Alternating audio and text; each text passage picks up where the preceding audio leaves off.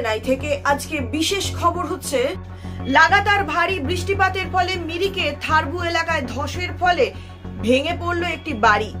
ঘটনায় ব্যাপক চাঞ্চল্য সারা এলাকায়। জানা গেছে গত কয়েকদিন ধরে লাগাতার ভারী বৃষ্টিপাত চলছে পাহাড়ে।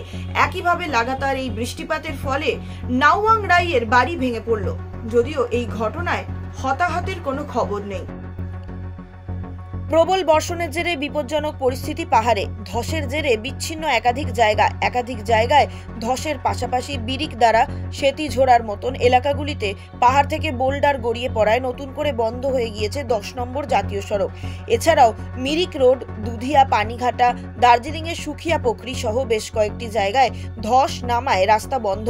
কালিম্পংয়ে একাধিক জায়গায় ধস নামায়, পাশাপাশি ধসে বিদ্যুৎ পোল ক্ষতিগ্রস্ত हवाई ग्राम तो बटेई शहरेर एकाधिक जग्गाय विद्युत नै।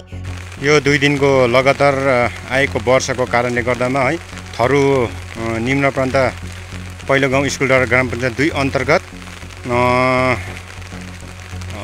नेवाङ राईको घर चाहिँ यो लगातार परेको वर्षाको कारणले गर्दामा चाहिँ उसको घर चाहिँ एकदमै क्षतिपूर्ण भएको छ र नेवाङ राई अब घरमा को थियो यति बेला चाहिँ?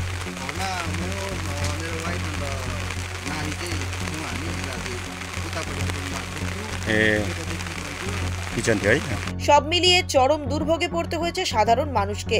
পেশক রোড খোলা থাকলেও যেভাবে তিস্তায় জলস্ফীতি ঘটছে তাতে এই রাস্তাটি বন্ধ হয়ে যাবে বলে আশঙ্কা দেখা দিয়েছে। কালিম্পং এবং দার্জিলিং জেলা প্রশাসনের তরফে সকলকে সতর্ক থাকার পরামর্শ দেওয়ার পাশাপাশি প্রয়োজনীয় পদক্ষেপ গ্রহণ করা হচ্ছে।